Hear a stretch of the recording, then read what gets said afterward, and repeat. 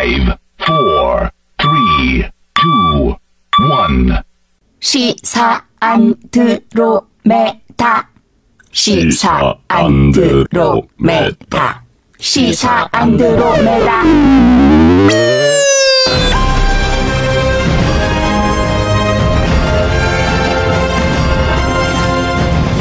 안드로메다로 간 미국 시원이 정상이 되는 그날까지 주파수 94.5MHz YTN 라디오 공식 팟캐스트 시사 안드로메다 방송 시작하겠습니다.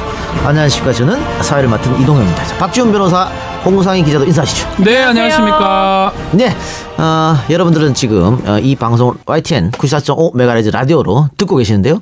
저희는 휴가 관계로 녹음을 지금 4회째를 하고 있어서 우리 MC들 정신이 지금 안드로메다로 가 있습니다. 여러분들은 처음 듣는 거죠. 우리는 똑같은 걸 지금 4번이나 하고 있다는 거를. 혹시나 이 목소리가 갈라지는 거는 우리 목소리 원래 안 좋은 게 아니고 3시간째 이 똑같은 얘기를 하다 보면 목소리 갈라지기 마련이라는 걸 좀 이해해 주시면 좋겠습니다. 굉장히 피곤합니다. 네. 좀 잠아요. 잠아죠. 네. 지금 초대 손님 한 3분이 지나갔어요. 아우, 별의 분이 다 지나갔어요. 예. 어쨌든 많이 사랑해 주세요. 지금 뭐 여름 휴가가 중간에 있어가지고 아니 대통령도 쉬지 않습니까? 무조건 쉬어야 됩니다. 그렇습니다. 대한민국 기조입니다, 이거는. 네. 쉬었다가 홍 기자는 한 일주일 다녀오세요. 네. 네. 충전을 하고 그래서 다시 돌아오는 더 열심히 이해해 주시고. 자, 그러면은 본방송 한번 들어가 볼까요? 네네네. 근데 우리 방송이 지금 벌써 한 달이 됐어요. 벌써요. 근데 지금 아주 우리 인기가 장난이 아닙니다. 난리 났더라고요. 그리고 인지도가 많이 올라갔습니다. 아마 한 달 만에 이렇게 부각되는 라디오 방송이 있었는가 할 정도로 이걸 보니까 YTN 방송국에 저희 포스터를 다 붙여놨더라고요. YTN에 우리 포스터가 다 붙여져 있고요. 또 맞아요. 우리 제가 붙인 거예요. 그래요? 어쩐지. 아니야, 우리 방송 시작할 때쯤 되면 라디오에 간부들이 왔다 갔다 해. 우리 얼굴 보려고. 우리한테 잘 보이려고. 좀 이런 일이 있었나 싶을 정도로. 그렇습니다. 제가 돌아다니면 그 회사 내에서 저를 사람들이 안드로메다라고 불러요. 안드로메다. 아니, 저희 YTN의 직원들이 저한테 인사하는 분도 많이 있어요. 라디오 하러 오셨냐고. 정말요? 저는 방송하러도 자주 오거든요. 맞아요. 근데 항상 라디오 하러 오는 줄 알아요. 여태까지 얼마나 했는데 방송을. 그러니까요. 그리고 이게 아마 야밤에 이제 방송이 되기 때문에 기사분들, 운전하시는 직업을 갖고 있는 분들이 많이 듣고 계시더라고요. 맞아요. 택시에서 들었다는 얘기도 많이 들었어요. 너무 재밌다고. 그래서 제 목소리가 사실 좀 비호감이잖아요. 많이 비호감이죠. 사투리고 착착착 찌는데 잠이 깬대요. 제 목소리가 잠이 깬대요. 만일 하십니다. 그리고 저는 제 목소리도 필요하구나, 한 번씩. 그럼요. 이 밤에 너무 막 고요한 목소리 있잖아요. 여러분 잠 잘 자요. 이런 것보다는 여러분! 이게 잠이 딱 깬다니까 오히려 뭐 도움이 된다 생각이 듭니다. 큰 달란트를 갖고 계십니다. 그럼 사실은 뭐 YTN 같은 정통 뉴스 프로 방송국에서 이렇게 예능을 섞은 시사 방송은 처음 아닙니까? 처음이에요. 진짜. 저는 이런 신선한 도전이 아주 좋지 않을까. 제가 예전에 한번 얘기를 했지만 창조 방송이야. 창조 경제? 많은 청취자들이 원하는 거는 틀에 박힌 얘기들을 원하지 않거든요. 그럼요. 어제 사실은 유튜브에서 관계자 와가지고 시사 안드로메다 같은 시도를 보고 자기 너무 반가웠다. 이렇게 얘기하시더라고요. 사실 뭐 이동훈 작가나 뭐 저나 안 하면 그만이기 때문에 그런 마음으로 하고 있어요. 맞습니다. 우리는 안 해도 돼요. 사실 하고 싶지 않아. 왔다 갔다 하는 간부들 있잖아요. 내일부터 나오지 마 하면 너무 좋아. 제발 좀 잘라줬으면 좋겠어. 난 진짜 그래요. 그러면 나 휴가 취소할래. 휴가 갔다 오면 없을 것 같아. 아니, 그래서 그런 마음으로 하다 보니까 더 잘 되는 것 같아요. 자연스럽게 방송이 된다는 거죠. 될 대로 되라. 아니, 우리 하고 싶은 말 한다. 자유롭게. 청취자들이 듣고 싶은 얘기. 그렇죠. 아주 우리가 막 스스로 걸러내지 않고 한다. 그러다 보니까 더 인지도가 높아지는 자기 검열 없이 하는 게 중요한 겁니다. 자기 검열. 슬픕니다. 뭐 블랙리스트 만들고 이렇게 하면 자기 검열 하잖아요. 그러면 안 돼요. 자기 검열의 시절이 있었지요. 맞습니다. 이제는 정통 뭐 시사 토크 방송 이런 시대는 갔고 야바이 토크 방송. 그렇다고 야바이는 야바이는 아니다. 변호사님이 지금 시사 토크에 재미를 곁들인 그런 방송이다. 신개념이죠. 신개념이죠. 그렇게 생각해 주시기 자화자찬. 자, 그러면 시사 안드로메다 오늘 방송의 주제는 박 변호사 뭡니까? 오늘 방송은 되짚어 보는 세계 재판. 이재용 대 특검. 지금 이 소리는 당신의 지적 허영심이 쌓이는 소리입니다. 무엇이든 정리해드립니다. 총정리. 되짚어 보는 세계 재판. 이재용 대 특검 핵심 쟁점 총정리를 제가 해드리겠습니다. 와, 제가 해드리는 거 말고 다 같이 뭐. 아니요. 박 변호사 해주셔야 돼요. 변호사 한 명 있으니까 그렇게 잘 써먹을 수 있어요. 그러니까요. 기대하고 있겠습니다. 정확하게 알지는 못합니다. 사실 제가 재판정에 가지를 못해서. 저기 방송하는 우리 손수호 변호사는 법정에 한번 갔더라고요. 네. 그래요? 저도 한번 가고 싶었는데 이게 추첨하는 것 좀 어렵고 네. 시간도 그래서 결국 한 번도 보지는 못했습니다. 손수호 변호사 제가 아까 만났거든요. 네. 너무 재밌다고 이 방송. 진짜요? 처음 들어봤대요. 엊그제. 근데 너무 재밌어가지고 4회분을 연달아 들었더라고요. 정말요? 근데 되게 부러워하더라고. 부러워요. 끼고 싶어하고 여기. 다음에 한번 불러요. 부르자고. 아니 우리 동영상 할 때 한번 불러. 왜냐하면은 얼굴이 좀 반반하시잖아요. 손변은 라디오에 하면 안 돼. 안 어울려요. 예, 화면에 있는 거 올리고. 아까워. 예. 얼굴이 아까워. 박지훈 변호사하고 저하고는 라디오가 맞고. 저도 라디오가 맞아요. 홍 기자는 뭐 이쁘다는 그릇된 정보들이 그릇된 정보 나가고 있던데. 라디오기 때문에 그릇된 정보가 돌아다니는 거예요. 네. 찌라시에. 네. 어쨌든 손수호 변호사는 우리가 공개 방송할 때 한번 부릅시다. 네. 좋아요. 네, 한번 부르죠. 얼굴 마담으로. 네. 지금 5가지 혐의로 이재용 부회장이 재판을 받았고요. 그 측근들도 같이 받았죠.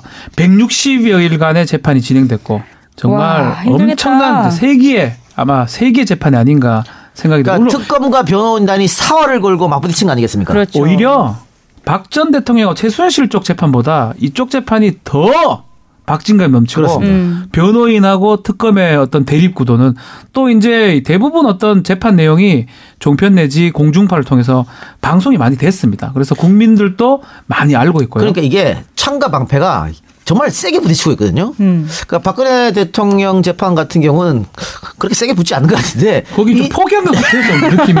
그렇게 말하면 안 돼요. 죄송해요. 아니 포기했다기보다는 예. 되게 무뎌요. 네, 제가 한 건 아닙니다. 근데 어쨌든 이번 재판은 정말 창과 방패가 세게 부딪히는 논리와 논리. 그래서 변호사, 법조인 한 사람으로 봤을 때는 참 결과가 사실은 주목되는 그런 부분이 아닌가. 일단은 구형을 했습니다. 네, 12년. 결심을 했고요. 네. 재판 판결 선고는 25일 날 14시 30분에 될 걸로 추측이 됩니다. 이거 생방송으로 나오는 거죠? 지금 대법원 규칙을 바꿨어요. 생방으로 할 수 있도록 바꿨고 아마도 그 사건이 최초에 생방할 수 있는 사건이 아닌가 생각이 들고 김진동 부장판사입니다. 네. 입이 보일 겁니다. 피고인 이재용은 무죄라 할 수도 있고요. 네. 피고인 이재용을 징역 10년에 처한다.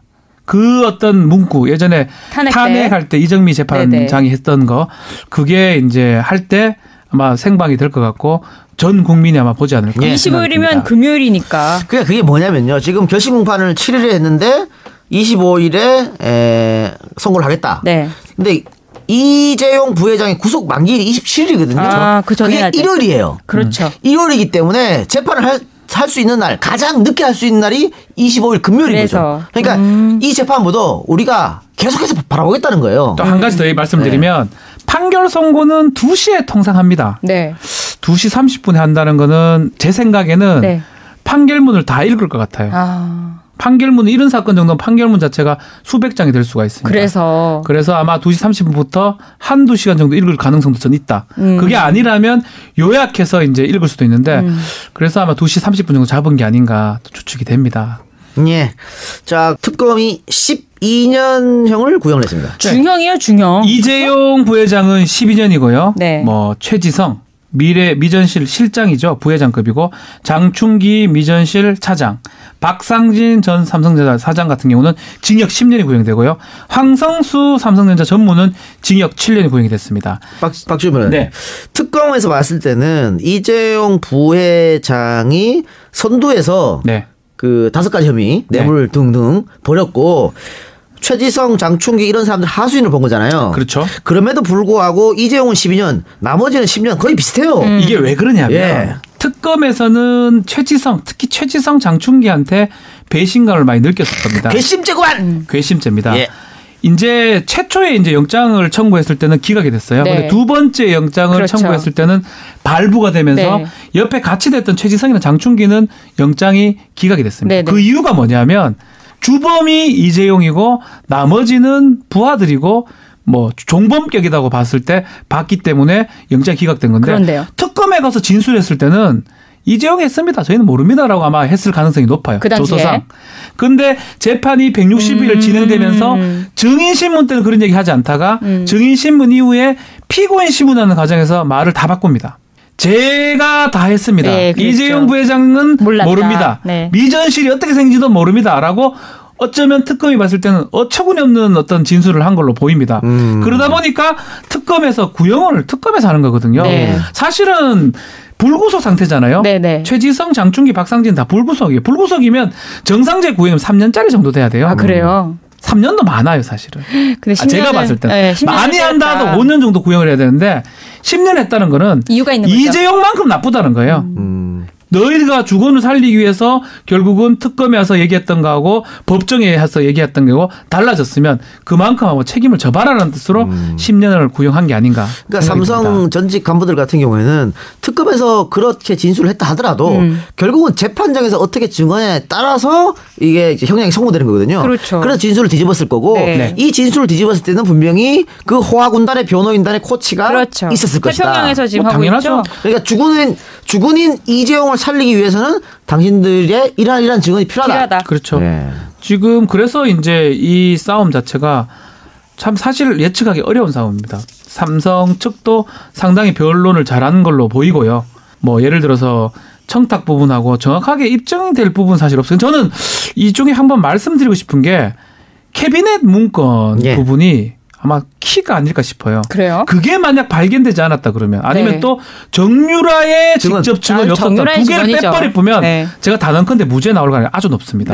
그래서 근데 그 두 가지가 있다라는 게 아주 큰 변수고 삼성에서 변호를 잘했지만 그 두 가지 산을 넘기가 만만치 않다. 그래서 처음에는 들어요. 이재용 부회장이 국정농단의 피해자로 비쳤었어요. 그렇죠. 근데 이제 피의자로 바뀐 거잖아요. 그러니까 삼성 이재용 입장에서는 계속해서 그렇게 주장한 거거든요. 그렇죠. 나는 박근혜 대통령 독대해가지고 뭐 청탁을 한 적도 없고 말사주라고 돈이 오간 거는 최순실이 압박 때문에 어쩔 수 없었다. 나는 피해자다. 이 피해자 코스프레를 했었는데 그때 특검에 갖고 있던 증거는 안종범 수첩밖에 없었어요. 그렇죠. 근데 그게 인정되지 않았죠. 그리고 이제 간접 증거로 채택된 거죠. 직접 증거가 안 되고. 그런데 박준 변호사 말처럼 그 사이에 정유라 증언이 뚝 하고 나왔습니다. 그러고 나서 캐비넷에서 또 증거가 뚝 하고 튀어나왔습니다. 이런 것들이 물론 삼성 측 변호인단은 그것도 다 직접 증거가 안 된다. 정유라의 말은 저는 그렇죠? 지들 엄마 말 듣고 전달해 준 거고 캐비넷 문건 같은 경우에도 직접적으로 안 되는 거 아니냐라고 얘기하지만 이런 여러 가지 간접 증거들이 뭉쳐지면 재판관들 심정 형성에 상당한 영향을 주거든요. 요거를 마지막에 그렇죠. 이재용 변호인 측에서 못 겠다. 이 두 가지가 핵심이고 정유라 진술도 정말 중요합니다. 정유라가 그렇게 그 007 같이 새벽에 깜짝 출석했죠. 새벽에 몰래 가서 출석을 해가지고 결국 그 얘기는 전에 들었다고 하지만 본인이 혜택을 받던 사람이에요. 그렇죠. 그러니까 그 변호인 측, 삼성 변호인 측이 주장하듯이 전문이라고 할 수 있지만 거의 직접 증거에 가까운 전문이거든요. 그래서 막 재판부 입장에서는 이 아이의 말, 이 정유라 씨의 말을 믿을 가능성이 아주 높고요. 심정 형성하는데 결정적인 거는 캐비넷 문건인데 캐비넷 문건의 16가지 문건 내용이 증거로 채택이 됐는데 그게 만약에 정책조정실이라든지 경제수석실에서 썼던 거라 그러면 증거의 가치가 많이 떨어질 건데 민정수석실에서 썼습니다. 그렇기 때문에 이거는 결국 민정실, 우병우 그리고 최순실, 박 전 대통령, 삼성 연결고리가 느껴지는 거거든요. 그래서 저도 뭐 중요 문건의 메모가 어떻게 되는지 정확하게 알 수가 없지만 그런 것들을 재판부가 봤을 때는 유죄로 채택될 가능성이 높지 않을까 이렇게 봅니다. 그러니까 일단은 삼성 측 대응 논리는 가장 큰 거는 이재용 부회장은 아무것도 몰랐다거든요. 최혜성 실장이 다 알아서 했다. 이재용 부회장은 미전실도 안 간다. 미전실에서 결정 나는 것도 다 최희성 부회장이 하는 거다. 그렇죠. 보고 안 받는다. 이런 식으로 지금 가고 있는 거죠. 모른다. 근데 모르쇠로 일관하고 있는데 요게 요런 비슷한 전략을 앞에서 다른 그룹 총수들도 썼습니다. 일단 이재용 부회장의 아버지인 이건희 회장도 요 똑같은 방법을 써서 빠져나온 적이 있어요. 그러니까 이학수가 다 했다. 나는 모른다. 이걸로 집행유예 받았거든요. 그런데 그 뒤에 하나의 김승현 회장도 역시 같은 방법을 씁니다. 근데 그때는 실형이 나왔어요. 그러니까 이번 재판부가 과연 어떻게 판결낼지는 저는 지금까지 우리가 확인할 수도 없다. 이건 진짜 쉽지 않아요. 이거는 5가지 혐의인데요. 이 좀 구체적으로 보면 뇌물공여죄가 있고요. 첫 번째. 그다음에 특정경제가중처벌, 그러니까 특경법상의 횡령죄. 그러니까 뇌물을 주기 위해서 회사 돈을 빼돌려가지고 뇌물을 줬다는 그 취지입니다. 그리고 국외재산 도피죄, 네. 그걸 국외재산으로 도피를 시켰다는 거예요. 네. 그리고 뭐 위증죄 뭐 이런 것들이 5가지가 있는데 뇌물 공여가 성립하면 횡령죄 자동으로 성립할 가능성이 높고요. 다만 국외재산 도피죄 이 부분은 조금 까다로워요. 증거 자체가 입증이. 그래서 그거는 좀 무죄가 될 수가 있는데 그거는 무죄가 난다 하더라도 앞에 2개만 성립해버리면 중형이 예상되는 부분이거든요. 다만 이제 문제는 뭐냐면 증거 부분이라든지 재판부에서 뭐 못 믿겠다 아니면 입증이 덜 됐다. 그렇게 하면 무죄가 될 가능성을 배제할 수는 없습니다. 네, 앞서 이 작가님 말씀하셨지만 보통 이렇게 정경유착이라 그래가지고 뇌물공여 횡령 범죄로 연루된 재벌 총수들이 네. 징역 3년에 집행유예 5년 많이 받았단 말이에요. 네. 앞서 이제 얘기도 하셨었는데. 3호 시스템 그렇죠. 그렇죠. 네. 3호 시스템. 맞습니다. 뭐 이건희 회장 그랬고 뭐 박용성, 박용호 두산그룹 총수 형제도 그랬고. 관행이라 그러더라고요. 네, 관행처럼 이렇게 됐는데 12년 구형됐고 앞서 말씀하신 대로 이렇게 5가지 혐의 구체적 혐의가 있으면은 이렇게 되긴 좀 힘든 거 아니에요? 그렇죠. 집행유예로 나오기는 어려울 것 같아요. 3호를 왜 3호를 하냐면 네. 법에 집행유예 최대 할 수 있는 게 징역 3년에다가 5년까지 할 수 있어요. 그래서 가장 최대하고 결국 피해가 없잖아요. 네. 감옥서 들어가는 게 아니기 때문에. 그래서 3호를 계속 했었고 이제껏. 네. 했는데 이 건은 좀 달라요. 이 건은 저는 모아이면 돌아오고 생각이 듭니다. 무죄가 될 수도 있어요? 무죄가 되면 위증 하나가 유죄되든지 아니면 그것도 만약 진짜로 최지성이나 이 사람 장충기 말이 채택된다면 아예 무죄가 될 가능성도 있고요. 그래요. 그가 아니면 만약에 뇌물 공여가 인정되면 싹 다 인정이 돼가지고 뭐 그 국외재산 도피 빼고요. 한 8년에서 10년 정도가 선고될 걸로 보이고요.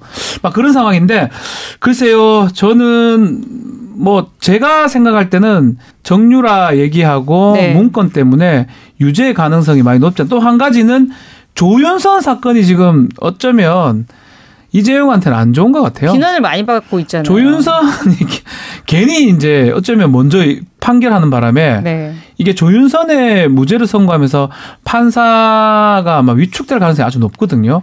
아니 그리고 국민들 정서도 뭐 물론 그러니까 영향을 이렇게 크게 안 미친다고 쳐도 무죄는 용인하기 어려울 것 같아요. 그래서 제가 봤을 때는 완전 법리대로 하기도 어려울 것 같고요. 네. 상식에 기반한 법률 적용을 한다고 봤을 때는 유죄가 되는 게 맞고요. 그러니까 조윤선 사례를 봤을 때 항소심에서 뒤집어질 가능성이 많거든요.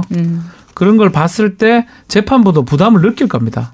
그러니까 저는 그런 생각이 듭니다. 사실 부담도 느끼겠지만 이 재판이 중요한 게 이 재판에서 만일 뭐 뇌물죄가 입증이 되면 박근혜 재판에도 반드시 영향을 미치거든요. 그렇죠. 이거는 쌍둥이 재판 같은 거기 때문에 그렇죠. 그럴 수밖에 없는데 그래서 지금 박근혜 전 대통령 재판 있을 때 박근혜 변호인단이 이재용 부회장 재판의 그 최후 진술이라든가 그렇죠. 다른 증인들의 증언을 자기들이 유리하다고 판단하고 증거로 채택해달라고 올렸습니다. 네. 그러니까 뭐 박근혜 전 대통령이 나한테 그런 강요하지 않았다라든가 이런 증언들 올렸거든요. 그러니까 이 재판이 굉장히 연관이 있기 때문에 만일 이 뇌물죄가 이재용 부회장 재판에 무죄가 난다면 박근혜 재판에도 무죄가 돼요. 무죄가 그렇죠. 돼요. 그래서 온 화요일 날 박 전 대통령이 법정에 출석할 때 법정 안에서 미소를 띄었다 그러거든요. 그러니까 처음으로 아마 크게 웃었다 그래요. 그 웃음이 뭐 다른 의미도 있을 수 있지만 이재용 부회장의 결심하고 관계가 있지 않을까 생각이 들어요. 그러니까 변호인하고 얘기도 했을 거고 만약 이재용 부회장의 어떤 최후 변론 과정이라든지 이런 과정을 봤을 때 이재용 부회장이 무죄가 나온다 그러면 박근혜 전 대통령 100% 무죄가 나옵니다. 근데 이재용 부회장 그 재판이 네. 지금까지 53차례 열렸는데 여기 네. 한 번도 박 전 대통령은 안 나왔어요. 한 번도 안 그렇죠. 나왔어요. 왜 안 나왔어요? 이게 왜 안 나와? 2가지 같아요. 첫 번째로는 나가가지고 하면 본인의 재판에서 말 안 하고 거짓말하는 거는 위증죄가 안 되는데 타인의 재판에 증인으로 나와서 선서를 하고 거짓말하면 이 사건 말고도 위증죄가 또 걸립니다. 그거 하나 있고요. 아마 이재용 측하고 박근혜 전 대통령 측하고 이신전심 같아요. 나도 안 나갈게. 이쪽에 와서 말 안 하고 증언 네. 거부권 행사하고 이쪽은 안 나가고 서로 각자 도생하자. 그렇지만 서로 피해 주지 말자. 만약 나가가지고 반대 신문에 걸려가지고 엉뚱한 얘기하기 시작하면 판결이나 재판이 꼬여버립니다. 아마 그런 어떤 묵시적 의사소통이 됐지 않았을까. 근데 제가 몰라서 그러는데 박 전 대통령 발가락 통증 때문에 안 나왔잖아요. 네. 이렇게 구인장까지 발부했는데 이런 걸로 안 나와도 괜찮아요. 안 되죠. 그러니까 법적으로. 법에 그게 없어요. 그렇게 안 나오는 사람이 없기 때문에 강제 구인한다고만 돼 있어.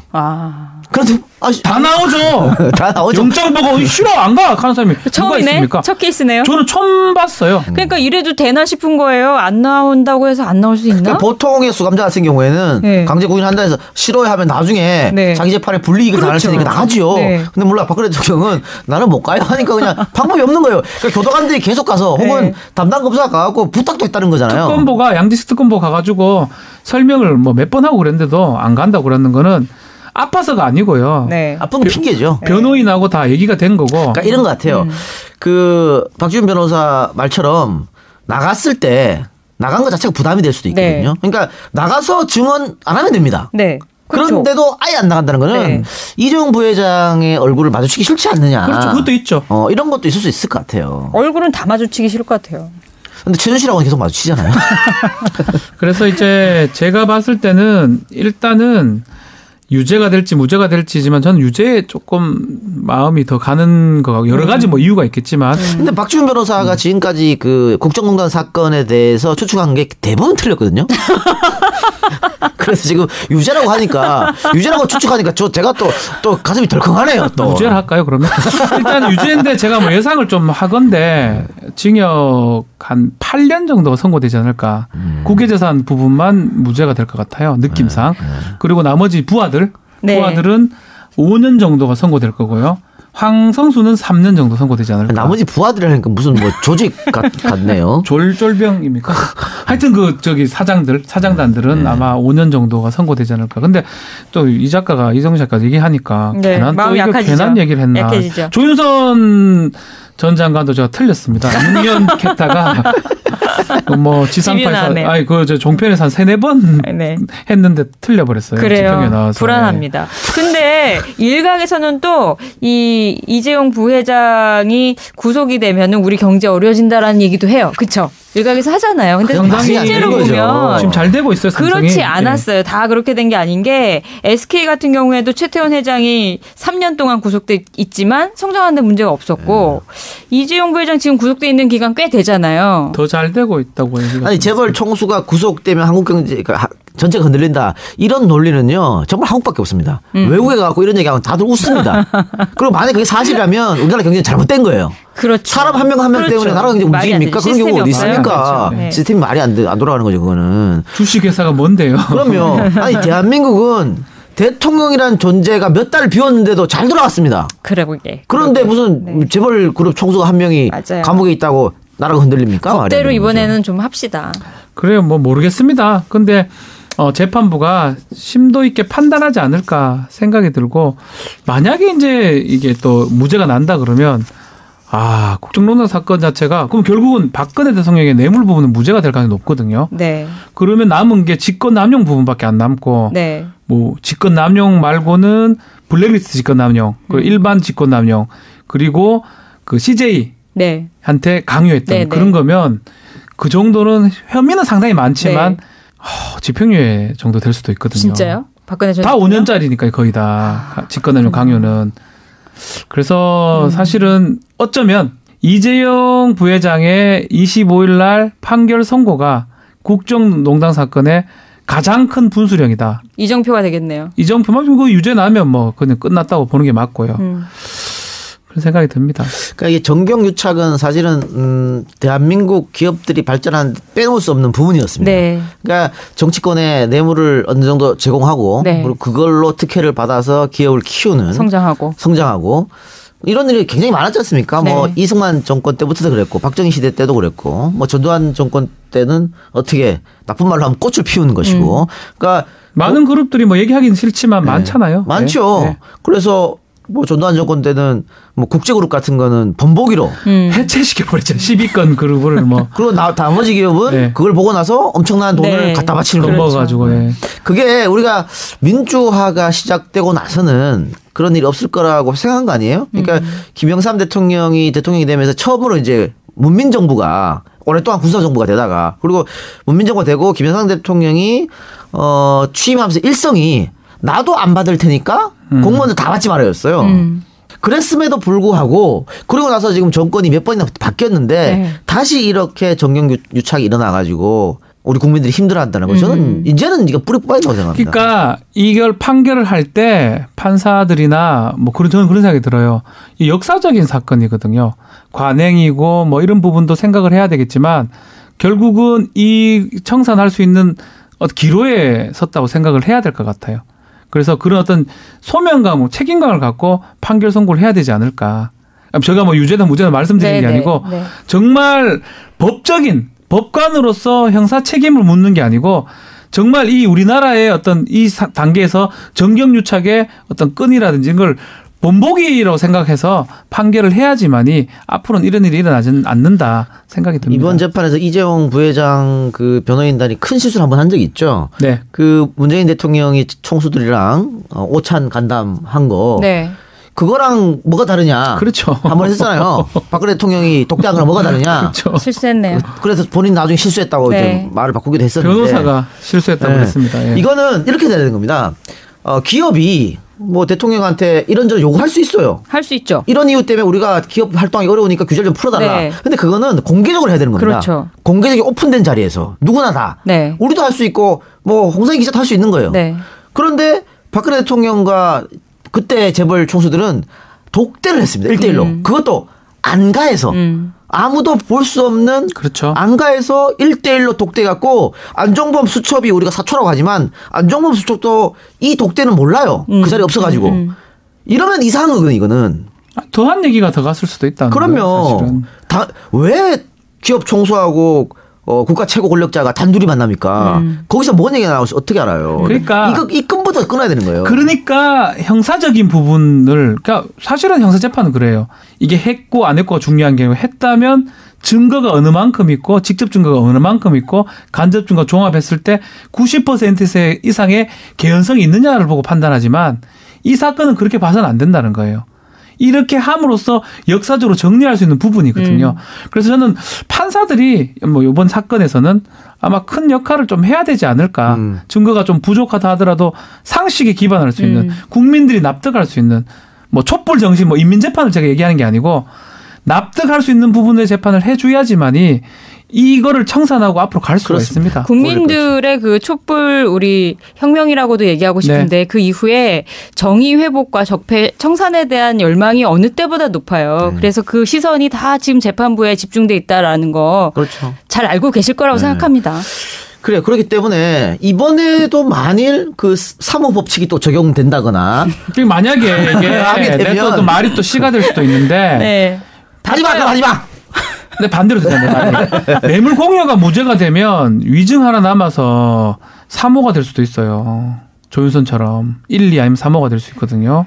아니 그러면은 언젠가는 이런 정경유착은 또 생깁니다. 또 생기죠. 왜냐하면 이렇게 큰일인데 이렇게 큰일도 그렇게 되면 처벌이 안 되는데. 그러니까요. 사실 변호사로서 전 직업적 회의도 좀 들어요. 과연 그 변호를 해야 되느냐 생각도 좀 들거든요. 뭐 돈을 주면 해야 되고 또 고객이 있으면 변호사가 해야 되는 걸 맞지만 그런 논리를 제공하고 그 빠져나갈 걸 만들어준다는 것도 사실은 조금 자괴감이 들겠다. 예, 저는 뭐 변호사로서 뭐 생각이 좀 많이 듭니다.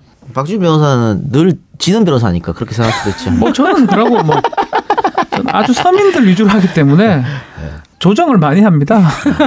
승부를 보질 않습니다, 별로. 박주희 변호사 수임료로 돈 대신에 감자나 옥수수 받는 경우도 있다고. 아니 뭐 예전에 뭐 그런데 요새는 뭐 그렇게는 하지는 못하고 있습니다. 네네네. 근데 이재용 부회장이 최후 진술을 하면서 눈물을 흘렸다 그래요? 저희는 시킵니다. 시켜요? 피고인들한테 좀 울어달라고. 그럼 눈물이 나요? 아니 그게 마지막 얘기거든요. 연기자요? 아니 근데 이런 게 재판이 어떻게 진행되냐면 증인 신문이 끝나면 피고인들 신문을 하고요. 피고인 신문이 끝나면 검찰이 의견 진술 구형을 합니다. 그렇죠. 구형을 하면 자기가 앞에 보고 있어요. 피고인을 징역 12년에 구형합니다. 그러면 막 쫄려요. 그렇죠. 엄청 겁을 먹는데 변호사가 마지막 최후 변론을 하고 정말 마지막에 하는 게 피고인의 최후 진술이에요. 그러니까 그거는 우리가 재판하기 전에 얘기를 좀 해요. 최후 진술할 때 복장도 좀 이렇게 좀 입고 입으면 저 같은 경우는 문신한 사람이 있으면 가급적 문신을 좀 올려라. 목에 캔 사람이면. 아니, 그런 것까지 할 정도로 하고 또 그리고 어떤 얘기를 할 것을 미리 좀 연습하는 경우도 있고요. 조율하겠죠. 그리고 이제 좀 여성이라든지 좀 나이가 어린 사람이라면 울어라고 부탁을 합니다. 근데 진심 같았어요 이번에는. 그죠? 아버지 얘기하면 누가 안 울겠어요. 누워 계시고. 저는 시켰던 사람 중에 한 10명 중에 8명 정도 울더라고요. 아니, 제가 직접 했으니까 잘 울어주세요. 그럼 저도 안심을 해. 못 우는 사람도 있어요, 가끔씩. 눈물이 안 날 수도 있죠. 그래서 우리 옆에서 왜 못 울지 이렇게 생각하는 경우도 있는데. 허벅지 좀 세게 꽂아야겠네요. 네. 때는. 그래서 지금 이재용 부회장 같은 경우는 360원짜리 구치소에 파는 노트를 들고 왔습니다. 그 노트를 품에 탁 안으면서 카메라의 정면으로 보이는 모습이 연출이 됐습니다. 그것도 연출이에요? 연출이죠. 저라면 연출입니다. 저라면 연출이고 만약에 저라면 그랬을게요. 구치소 써놨을 거예요. 비참하게. 저라면 연출할 거예요. 뭐 했는지 잘 모르겠지만 저라면 다 연출할 겁니다. 근데 뭐 모든 걸 다 떠나서 다 정정당당하게 원칙에 따라 해야 되지만 그 부분은 좀 짠했어요. 아니 그리고 뭐 결국 그래서 무죄가 난다면 저는 그렇진 않겠지만. 예, 그렇습니까? 네. 근데 우리가 또 특히 법조인들이 사실은 사모라 이런 얘기를 하는 것도 네. 이 형사재판은 증거거든요. 결국은. 과연 특검이 얼마만큼의 증거를 재판부에게 냈을까 이런 얘기도 이제 회의적으로 나오는 것이죠. 조금 제가 들리는 바에 따르면 좀 어렵을 수도 있다라는 얘기도 좀 많이 들리거든요. 증거를 채택하기가요? 네, 그래서 그런 부분들이 그래도 뭐 정유라하고 캐비넷 문건이 있기 때문에 이제 사실 버팀목이긴 한데 그러니까 그게 없었다면 정말 어려웠을 거다 생각이 들어요. 이번에 그 지하철 성추행범 네. 시민들이 붙잡아가지고 뺏었다 그래요? 그 지하철 성추행범의 휴대폰. 네. 뺏었는데 재판 가가지고 그게 휴대폰을 강제로 뺏었기 때문에 이게 부적합한 증거다. 네. 그래가지고 무죄가 났거든요. 무죄가 될 수 있어요. 예. 그러니까 그거는 재판관이 너무 법전만으로 글자 뭐 판단한 거잖아요. 그래서 제가 계속 말하기 애매하게 했던 게 그 부분이에요. 판사가 형사적인 게 아니고 역사적인 어떤 자리에 섰다라고 생각하고 판결하지 않을까. 그렇게 해야 된다. 그 말씀을 좀 드리고 싶습니다. 우리가 이 재판 들어가기 전부터 아마 세계 재판이다. 네. 예. 특검의 창과 변호인단, 화려한 변호인들의 방패가 어떻게 부딪힐 것인가. 이 작가님도 한번 예상을 한번 해보시죠. 저는 5, 7년. 저 예상 5에서 7년. 잘하네. 홍 기자도 한번 예상을 해보시죠. 저 안 할래요. 네. 안 하는 게 좋아요. 네. 이때는. 네. 할 필요가 없죠. 예. 안 하니까 이거 안 얻어먹는데 박지원처럼 매번 예상하니까 매번 저는요. 매번 틀리고. 박근혜 전 대통령 막 올림머리 못한다 이제. 그래서 올림머리 다 하고 나오고 제가 얘기하는 거 다 반대로 돼가지고 망신을 당했습니다. 아니 저는 그래서도 그렇지만 저는 이게 어떤 논리로 돌아가는지를 몰라서 감히 못 내놓겠어요. 네. 우리는 지켜볼 방법밖에 없죠. 우리는 뭐 더 이상 할 수 있는 게 없기 때문에. 예, 어쨌든 재판부의 현명한 판단을 기다릴 수밖에 없는 그런 상황이고요. 우리 방송을 탈탈 턴 거는 이제 이재용 재판을 한번 틀어봤고요. 생중계가 될 것처럼 보이니까 그 생중계를 한번 그날 또 시청률 대박. 아니 근데 그거는 다 봐야 되니까. 네. 라디오로도 생중계 될 수 있잖아요. YTN을 잘 많이 보지 않을까 서울역 같은 데서. YTN 많이 봅니다. 제 생각에 그런 생각이 들어요. YTN에서 생방송에 강하니까요. 뭐 또 그리고 제가 YTN 지금 라디오를 해서 그런 게 아니고 공공기관에서 YTN을 많이 틀거든요. 네, 많이 틀죠. 그래서 YTN이 강제적으로 틀게 해요? 생방송을 하고 25일 날 하여튼 좀 떨립니다 사실 지금. 아니 저도 뭐 중요 뉴스 생방은 자동으로 어떻게 YTN 틀어지더라고. 다행이에요. 다행이에요. 좀 YTN이 약간은 저도 다른 방송국도 출연하지만 약간은 좀 이렇게 봐야 된다. 정말요? 보자. 박준 변호사가 이제 출연료 올려달라고 하잖아요. 보자. 이 말씀을 곧 전해드리겠습니다. 자 그러면 우리 마지막 노래를 들으면서 방송을 마치겠는데 마지막 노래는 어떤 노래가 준비됐죠? 머니 해도 돈이 있어야 좋겠지 뭐. 왜냐면 이 재판 어떻게 보면 또 돈의 전쟁입니다. 그렇습니다. 네, 엄청난 돈이 들어갑니다. 변호비가 아마 천문학적 돈이 수입료가 아니었을까. 최고. 저 같은 변호사는 100만 년을 해야 벌 수 있는 돈이 아닐까. 100만 년 좀 많고 한 1000년 정도. 얘기 들어보니까 박준 변호사 같은 사람이 한 10,000명 정도 있어야 그 돈이 나간다 그러더라고요. 10,000명. 네. 알겠습니다. 자 그러면은 우리 노래 한 곡 들으면서 마치고요. 왁세머니 계속해서 팟캐스트가 이어지거든요. 네. 이어지는 팟캐스트에서는 이틀 후에 강복절 아닙니까? 강복절이기 때문에 우리가 특집을 편성했습니다. 그런데 정말 굉장히 재밌어요. 빼앗긴 대박. 우리 문화재 특집 이수신 장군의 쌍용검도 나오고요. 네. 마치 우리가 이미 녹음을 뜬 것 같은 느낌이 들어요. 나는 모르겠는데 그 쌍용검의 행방을 꼭 알고 싶어요. 저는. 네. 전 쌍용검 정말 보고 싶습니다. 이수신 장군의 굉장히 재밌으니까 여러분들 방송 많이 정치 부탁드리겠습니다. 리숭싱. 네, 왁스머니 올려주시면서 저희는 인사하겠습니다. 들어주신 여러분 대단히 고맙습니다. 감사합니다. 원곡은 YTN 라디오 매주 토요일과 일요일 밤 11시 20분에 확인하세요. 시사 안드로메다 49금. 여기부터는 불방 버전 팟캐스트 전용 구역입니다. 지금부터 방송되는 내용은 FM 94.5MHz YTN 라디오와는 전혀 관련이 없음을 미리 사전에 분명히 고지합니다. 이 방송을 청취하시던 분들은 잠시 숨을 고르시고 고 스톱을 결정하시기 바랍니다.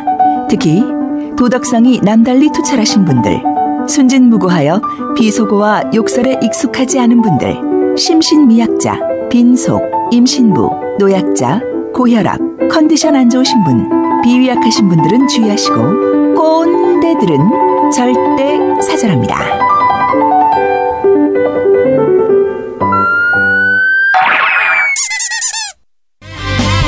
남산의 저 소나무 철갑을 두른 듯 바람소리 불변. 네, 49분 팟캐스트 나가고 있습니다, 지금 여러분들. 근데 사실은 저희가 오늘 녹음하는 이 부분은 굉장히 좀 스페셜하게 좀 꾸며봤어요. 일단 우리가 MC들 휴가를 가지 않습니까? 네. 그래서 할 게 없어가지고 긴급 편성했다 이런 말씀을 할 게 없다 하기 좀 그렇네. 그래요? 중요한 자리 같구만. 초대 손님한테 얘기가 아니야? 그렇죠. 아니죠. 저분은 모든 걸 이해하는 부처님 같은 마음이 있는 분이기 때문에 괜찮아요. 요즘 인상이 안 좋은데 뭐 지금. 정말 부처님 같은 마음을 갖고 있는 분이야. 괜찮아. 충분히 이해하고. 두 번째로 스페셜한 게 뭐냐면은 여러분들 아마 이거는 정말 대한민국 최초일 겁니다. 팟캐스트에 먼저 방송이 나가고 네. YTN 본방에 네. 뒤늦게 올라갑니다. 우리 이긴 체면이 거야? 뭐가 되노? 팟캐스트에 이긴 거야? 예. YTN 체면이 뭐가 되노? 신기하죠? 신기한 일이 벌어지고 있습니다. 그러니까 요거 듣고 팟캐를 듣고 본방을 확인해 보세요. 어떻게 편집돼 나가는지. 여러분들 먼저 듣는다 이 네. 말씀 드리고, 자, 저희가 사실 오늘 아까 제가 뭐 살짝 농담했습니다만은 우리 방송 나가는 이틀 후가 광복절입니다. 정말 중요한 역사적인 날 아니겠습니까? 짠합니다. 예. 뭐가 짠해요? 그냥 광복절 얘기만 들어도 저는 조금 그래요. 언제부터? 뭐 어릴 때부터. 정말요? 그래요. 아니, 근데 네. 댓글 많이 보니까 박준 변호사 일제시대 태어나서 100% 친일 앞잡이였어. 뭔 소리 하노? 그런 얘기 많던데요? 일본 사람이요, 될 거예요. 일본 사람이 돼버려. 그래요? 이름도 바꾸고? 예. 나가무라. 그래요. 많은 순국 선녀들의 희생이 있었기 때문에 우리가 광복절도 맞이했고 또 이렇게 우리가 또 방송을 또 그러니까 자유롭게 할 수 있는 거 아니겠습니까? 감사드립니다. 감사드립니다. 감사의 마음을 맞아가지고 우리 또 이 날을 그냥 보낼 수가 없어요. 없습니다. 네. 우리가 또 오늘 특별한 시간을 마련해 보도록 하겠습니다. 우리의 역사 또 우리의 문화재 굉장히 중요하지 않습니까? 네. 근데 그 일제 36년 억압 동안 우리의 역사도 빼앗겼지만 우리 문화재도 많이 약탈당했습니다. 다 뺏겼어요. 그렇습니다. 네. 그래서 그 문화재 환수, 문화재 보호를 위해서 정말 오랫동안 혼신의 힘을 다해서 노력해 온 분이 계십니다. 그분을 오늘 모셨는데 지금은 승려가 아니에요. 뭐세요? 죄송합니다. 비승비속이라고 본인이 얘기했습니다. 비승비속? 승도 아닌 속인도 아닌 그런 삶을 살고 계신 문화재 제자리 찾기에 해문스님 나오셨습니다. 안녕하십니까. 안녕하십니까. 아유, 예, 반갑습니다. 오랜만에 뵙네요. 예, 오랜만에 뵙겠습니다. 어떻게 지내셨어요? 예, 뭐 지금 말씀해준 대로 이제 뭐 자유롭게 살고 있습니다. 뭐 중노릇 20년 하고 나서 중노릇 하다 보니까 제가 뭐 하지 말라는 게 너무 많아가지고 그러니까 잔소리 듣기 싫어가지고 제가 이제부터 좀 짧은 인생 제 마음대로 살겠다고 결심하고 제가 비승비속으로 자유롭게 살고 자유롭게. 있습니다. 아니 그냥 스님 하시면서 예. 하고 싶은 대로 하시면 그건 안 되는 그건 안 거예요? 되죠. 그건 이제 부처님 하지 말라고 하신 게 있기 때문에 계율이 있지 이 예, 사람아. 그래서 그거는 대부분 그렇지 않나요? 몰래 해야죠. 몰래 하지 않나요? 죄송합니다. 예, 제가 모독하려고 하는 게 아니고. 20년 전이면 도대체 몇 살 때? 예, 그 98년도에 제가 출가했는데 98년도에 제가 몇 살이었더라? 한 25살이었나? 예. 예. 6살이었나? 예. 근데 오늘 그런 얘기 할 계제는 아닙니다만 출가를 결심한 계기가 있었나요? 그래서 출가할 때는 제가 뭐 엄청난 그 동기가 있었는데요. 지나고 나서 생각해보니까 뭐 별 동기가 아니었던 것 같아요. 그냥 부처님과의 인연으로 저는 그 원래 그 제가 스스로 머리 깎고 승려가 되기 전까지 절에 가본 적이 없어요. 제 발로. 근데 어느 날 아침에 정말 눈을 딱 떴는데 아 나는 머리를 깎고 중이 돼야겠다. 이런 마음의 끌림이 있어서 바로 제가 그날 절에 가가지고. 원래 종교가 불교도 아니셨는데요? 불교 아니었죠. 그래서 지금 생각해보면 이 전생의 인연 내지는 뭐 부처님께서 불러주신 거 아니었나 이렇게 생각합니다. 그럼 승려직을 내려놓았다는데 그거 어떻게 합니까? 오늘부터 나 승려 안 해 이러면 됩니까? 아니면 어디 또 안 해 하면 안 하는 겁니다. 이런 거 사람들의 생각과 달리 이 승려는 종신직이 아닙니다. 승려가 돼서 승려로 산다는 건 이제 부처님이 정한 계율을 지키면서 살겠다는 거기 때문에 계율을 지킬 힘이 없다. 나는 그냥 좀 잔소리 듣고 싶지 않고 내 마음대로 살겠다 하면 그날부터 이제 자기 은사 스님하고 자기 스승님께 가서 저 스님 저 좀 계율을 지킬 힘이 없어서 오늘부터 자유롭게 살겠습니다 하면은 뭐 그냥 바로 자기 마음대로 살아도 됩니다. 탈퇴서 같은 거 안 써도 되나요? 주로 탈퇴서는 안 되고 주로 사형들이 저희 뒤로 끌고 가서 좀 꿀밤을 주죠. 네, 공식적으로는 뭐 써야겠지만 되게 뭐 그런. 어쨌든 이제 자유롭게 되시고 나선 저하고 처음 뵀는데 그 승려를 유지하고 계셨을 때 제가 뵀을 때는 살이 좀 있었었거든요. 근데 어떻게 고기를 먹으니까 살이 더 빠지던가요? 아니 고기는 그 제가 많이 좀 노시나요? 별로 안 좋아하기 때문에 잘 안 먹고 잘 안 먹고 있고 클럽 같은데 가시고 그런 거 아니죠? 가보려고 했는데 이제 나이가 많이 들어가지고 흥지가 없어가지고 가지 않고요. 체중이 실제로 빠지지는 않고요. 그 절에서 산속에 살 때보다 한 5kg 정도 더 찐 것 같아요. 오히려? 상당히 근데 건강해 보이십니다. 하지 말라는 게 너무 많아가지고 20년 동안 좀 힘들었을 텐데. 힘들었습니다. 가장 힘들었던 게 뭐예요? 20년 하지 말라는 제일 하고 싶었던 거예요. 역설적으로. 저는 그 원래 춤추고 노래하는 걸 좋아했는데 그 부처님께서는 그 춤추고 노래하는 걸 금지시켰어요. 안 됩니다. 노래방 가면 안 됩니까? 안 됩니다. 정말요? 나 봤는데 몇 분? 몰래 갔겠죠.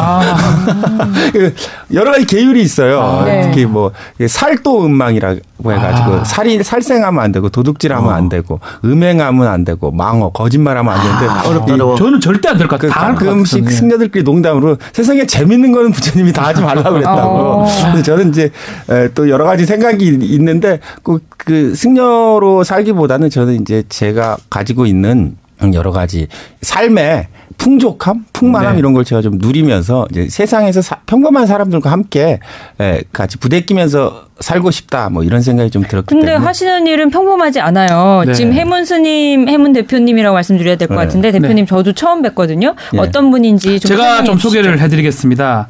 해문 1973년생이시고요. 성균관대 사학과를 졸업하고 말씀하신 대로 1998년 출가를 해가지고 봉선사에서 철안 스님을 은사로 이제 모시고 2004년도가 좀 중요한 날 같습니다. 교토 유학 중에 고서점에서 우연히 발견한 청구사초라는 책에서 조선왕조실록이 도쿄대학에 소장되는 걸 본 후에 문화재 환수운동에 뛰어들었고요. 결국 문화재 제자리 찾기 주요 성과로 2006년 7월 달에 도쿄대에서 소장하고 있던 말씀드린 조선왕조실록 47책을 환수했고 2011년도에는 일본 국내청에 소장하고 있던 조선 왕실의궤 등 1205책 이렇게 표현하면 됩니까? 문화재가 반환을 받았습니다. 2013년도는 진짜 큰일을 하셨는데요. 2013년 9월 달에 미국 LA 카운티 박물관에 문정왕후 어보, 이게 도장 같은 거죠. 문정왕후 반환 운동을 시작을 해서 결국은 6월 달입니다. 올해 6월 달에 문재인 대통령이 방미했을 때 어보를 갖고 왔습니다. 그래서 이때 우리 해문 대표님께서 했기 때문에 시작을 했기 때문에 이번 대통령 방미하고 돌아올 때 가지고 왔지 않을까. 또 2014년 4월 달에 오바마 대통령 방한 때는 대한제국 국세 반환 운동을 했고요. 2015년 5월 달에는 국회 국립연충원 일본 현충원 좀 이상하더라고요. 이런 게 있나 싶었어요. 아니 작가가 이상했어. 작가가 아니야. 작가가 아니야. 아니 국립연충원이 우리나라에 있나? 별게 다 있다.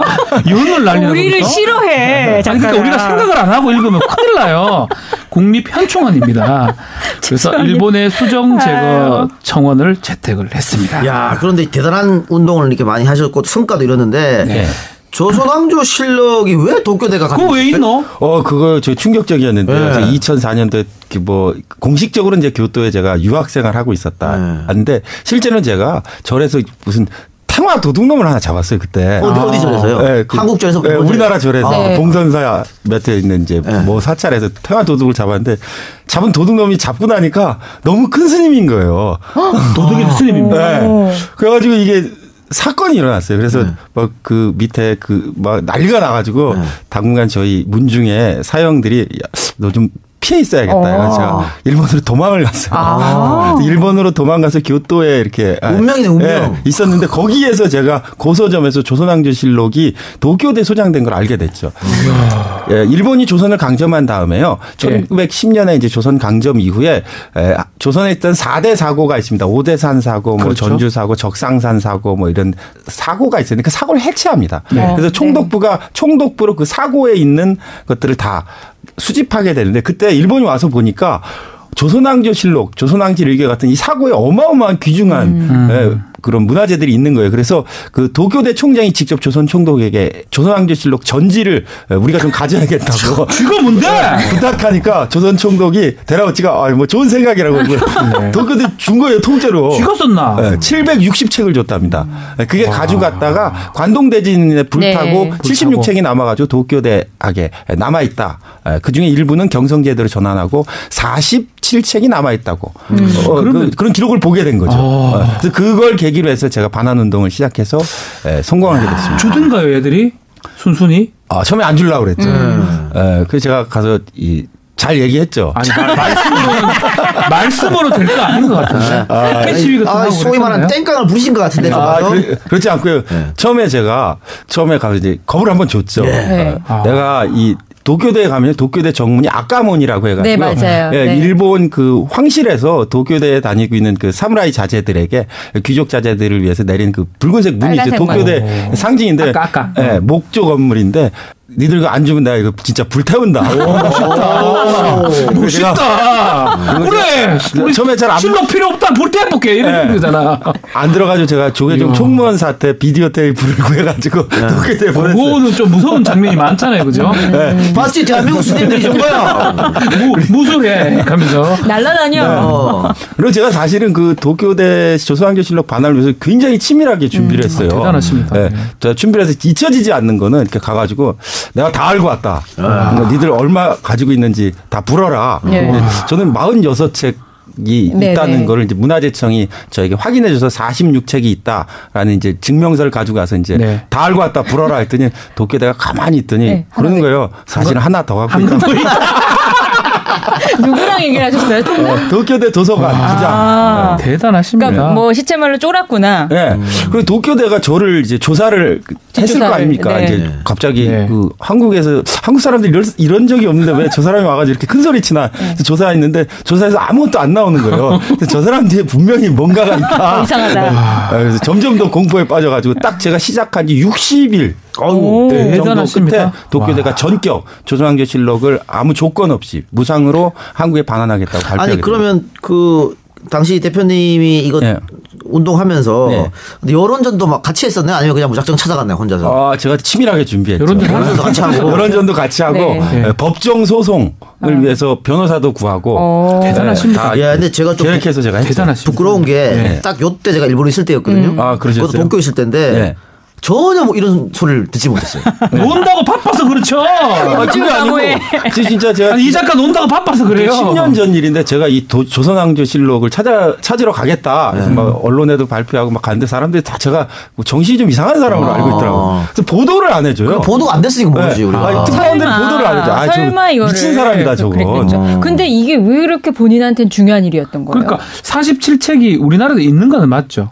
있는 거는 있는 거는 맞죠. 이제 다 근데 사고에 보관됐던 거니까. 조선왕조실록은 이제 사고가 4개이기 때문에 네 군데 보관되니까. 분산 보관한 것 중에 오대산본. 이제 거기 있었던 거죠. 스님이 그 사학가 출신이니까 원래 또 역사에 관심이 그렇죠. 이거는 내가 왜 반드시 해야겠다고 생각하셨어요? 하필 이거는. 근데 이게 이 청구사초라는 책을 제가 고서점에서 봤는데 그 세마스라는 사람이 썼던 네네. 사람인데요. 세마스 교수가 그 겉장에 제가 구한 고서점의 그 책장 앞표지에 네. 저자 걸정이라고 이렇게 자기가 사인을 했어요. 저자가 바로잡아 주시기를 청합니다. 이렇게 쓴 건데 물론 이제 오탈자를 바로잡아 달라는 네. 취지로 썼는데 네. 그거를 보는 순간 저한테 이제 전율처럼 이거 해야 되겠다.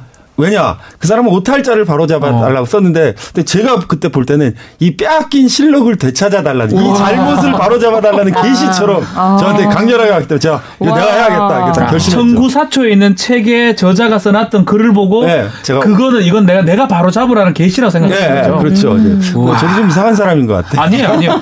저는 지금 들으면서 되게 준비를 많이 60일 동안 아마 시위도 하면서 법정 소송도 준비하면서 또 겁도 주면서 여러 가지 한 걸 봤을 때는 일본 사람들 보통 사람도 아니거든요. 특히 도쿄대 같은 데서 쉽게 주지 않는데 아주 치밀하게 준비했는 그런 점에서 정말 존경스럽고 대단한 일을 했다고 생각합니다. 당시 도쿄로 도망가서 별 할 일이 없기 때문에. 네. 교토로. 네. 별 할 일이 없어가지고 그랬다는 설도 있어요. 물론 그렇지 할 일이 없어요. 제가 그때 망명한 기복균의 심정으로 교토를 이렇게 야승처럼 헤매면서. 그러니까 저 잊지 못할 사건입니다. 네. 그러면 이 사건을 계기로 해서 네. 야 우리 문화재가 얼마나 많이 뺏겼냐 외국에 공부도 하시고 본격적으로 이 운동에 뛰어드신 거예요. 근데 이 사건을 하면서 제가 알게 된 거는요. 그 문화재 반환 운동을 할 때는 처음에 모두가 저를 손가락질했어요. 손가락질해요? 네. 거짓말하지 말라고. 또 되지도 않는 걸 왜 시비를 만드냐. 근데 이게 딱 성공했더니 주네요. 갑자기 이게 성공했다는 얘기를 하니까 갑자기 뭐 듣도 보도 못했던 사람들이 나타나가지고 내가 했다고.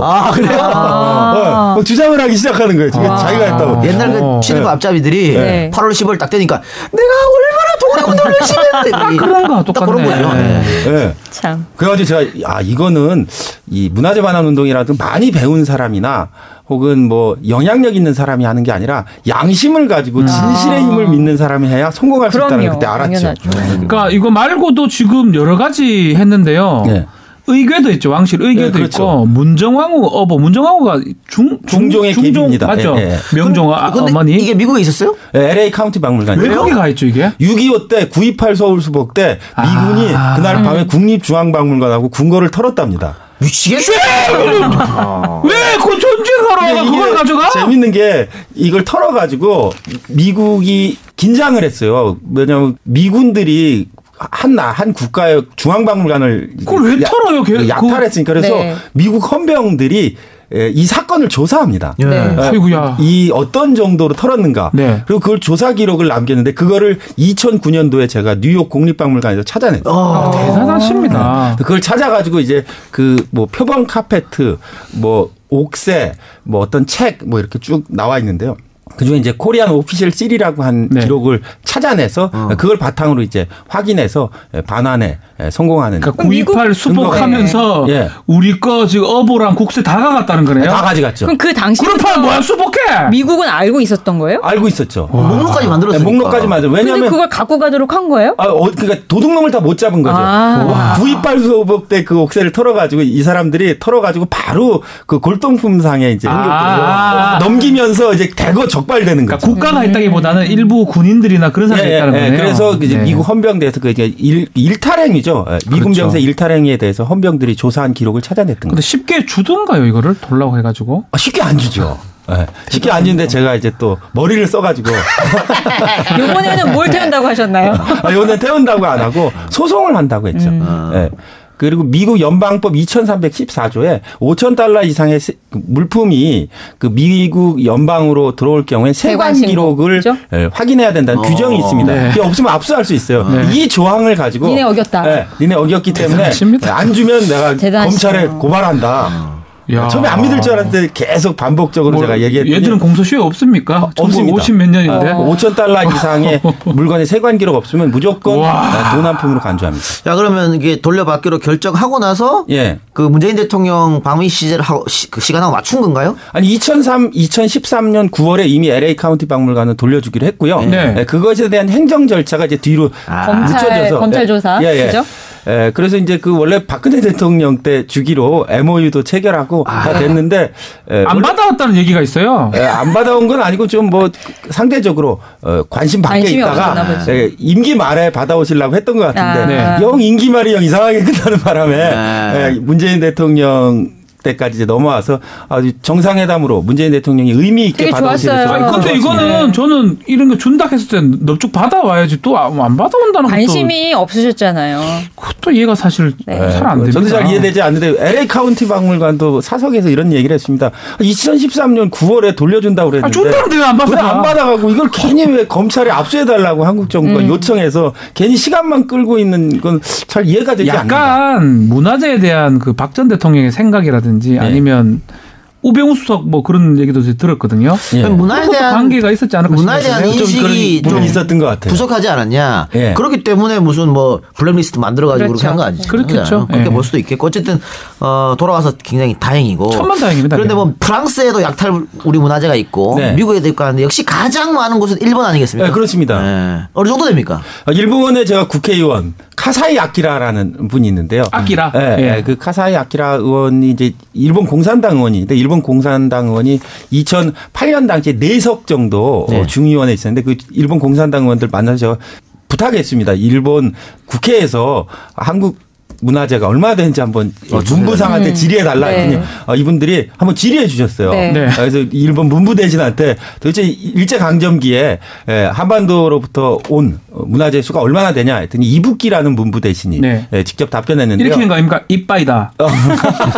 이빠이라고는 안 하죠. 이북기 뭐라 그랬냐면 전부 다 불법적이라는 가정은 아니지만 일제강점기 조선 식민지 지배 기간 동안에 일본에 온 문화재는 약 100만 점으로 100만 이빠이 맞네요. 100만 점이면 뭐 100만 점이면 다 가져갔네. 다 가져간 거죠. 좋은 거. 와 슬프다. 그 중에서도 제일 많이 가져간 사람 있잖아요. 오쿠라 기아치로라는 일본의 5대 재벌.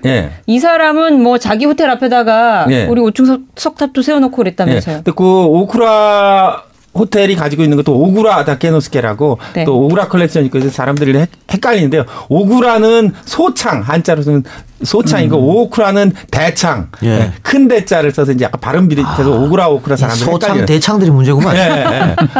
하여간 그 오쿠라 기하치로는 오쿠라 호텔에 이제 석조 문화재를 좀 가져갔는데 하나는 남쪽에 이천에서 2005층 석탑, 북쪽에서 평양 윤리사지 석탑. 아니, 탑을 떼가지고 갔어요? 이 오쿠라가요 군수 재벌이에요. 오쿠라 어떤 사람이냐면요, 그 조선 총독부 그 골조 기초공사를 했어요. 그래서 조선 총독부 그 기초공사를 하면서 그 총독이 고생했다고 뭐 했을 거 아닙니까? 상품으로 평양에 있는 석탑과 남쪽에 있는 이천에 있는 석탑을 선물로 달라고 해가지고 돈도 안 가지고 하면 도자기를 가가든지 하지 석탑을 파가가는 게 어디 있어요. 그 일본 독특한 문화인데요. 일본은 자기의 정원에 이시도로라고 해서 석등이나 석탑을 놓는 그런 문화를 가지고 있어요. 지들이 만들어서 놓으면 되잖아요. 남의 그걸 천에탄 건너가야 되나? 야, 찾아오려고 노력하면서 화를 내고 그래. 제가 우리 대표님 화내는 게 아니고. 아니 근데 일본 사람들은 이거 여기 설명이 써 있어요. 이거 고려 거라고? 그 앞에? 석탑 앞에? 이게 이제 우리나라 사람들의 생각과는 좀 다른데 일본 사람들 조선에서 가져간 문화재를 꼭 그 출처를 밝혀놓습니다. 일본 전리품 같은 거기 때문에요. 당시 일제강점기에는 조선에서 건너온 문화재를 하나 가지고 있는 것이 그 당시 사회에서 하나의 유행처럼. 부의 상징처럼? 네, 부의 상징이자 내가 조선에 가서 어떤 일을 했다라는 걸 말해주는 거기 때문에. 호텔을 지나가는 그 뭐 손님들 있을 거 아니에요. 그래서 석탑이 딱 있는데 고려 때 한국에 있는 고려 때 있었다. 그러면 딱 보면서 고려 때 왜 여기 왔지? 그 탑이? 이렇게 이상하게 생각하지 않을까요? 아니 일본은 그 일제강점기에요. 그 동물원에 조선 사람을 갖다 놓고 동물들하고 똑같이 전시할 정도로 조선 사람들에 대해서 굉장히 그 열등한 사람이라는 의식을 가지고 있었고 문화재도 조선관이라는 걸 갖다 놓고 아프리카 사람들 아프리카 문화재 이렇게 수집하는 것처럼 그렇게 갖다 놓고 우리가 지배하고 있는 나라의 문화가 이런 것이다. 자부심 같은 거 느끼는 모양이네. 그런 형태로. 특히 오쿠라 호텔은 영빈관급이에요. 일본에 도쿄 앞으로 올림픽에서도 영빈관으로 쓰일 예정인데요. 거기에 이제 조선 문화재를 갖다 놓는 것이 자기들로서는 굉장히 이것도 환수해 오셔야죠, 대표님. 그래서 제가 2005층 석탑 뭐 이천 쪽에서도 이야기가 무겁지 않습니까? 나오고 있는데요. 잘 돌려주지 않으려고 하고 있어서 제가 직접 그 평양에 방문했을 때 북쪽에 이거는 남북 공조를 통해서 평양 윤리사지 석탑과 2005층 석탑에 동시 반환 운동을 하자. 그래서 북쪽이 제 의견에 동참해서 저를 조선 불교도 연맹에 대리인으로 법정 대리인으로 임명해서 북한에서요? 북한에서 오라고 하지 않으세요? 네, 잘 안 가려고 하고 있습니다. 북한에서 굉장히 황당하겠네요. 지금. 그래서 제가 일본에서 그렇죠. 지금 재판하고 있어요. 조선 불교도 연맹 대표로 임명했는데 승려가 아니야 이제. 황당하겠네. 이제 그만뒀어요 이렇게. 네, 그거는 이제 제가 비승비속으로 살고 있다고 얘기했는데요. 그 사람들에게서 저를 이제 호칭 문제라든지 뭐 이런 걸 고민하는 사람인데 제가 가끔 농담 삼아 이렇게 얘기합니다. 아니, 박정희 대통령은 1979년 40년 전에 돌아가셨는데 왜 지금도 대통령이라고 그렇네요. 예, 알겠습니다. 그러면 아직도 그 오쿠라 호텔에 이게 있다고 하니까 한국 관광객들이 가면 또 볼 수 있겠네요? 지금은 제가 하도 닦아라고 또 2005층 석탑에서 자꾸 돌려달라고 하니까 내부 리모델링을 핑계로 아주 싸가지고 어디서 감춰놨어요. 감춰놨어요. 웬일이야. 대단하다. 그래서 제가 요새 가끔 그 오크라 호텔 측에 이야기하고 있으면 아주 싸놔서 그 포장한 김에 그냥 한국으로 보내라. 그렇죠. 다시 부르지 말고. 그럼 되겠네요.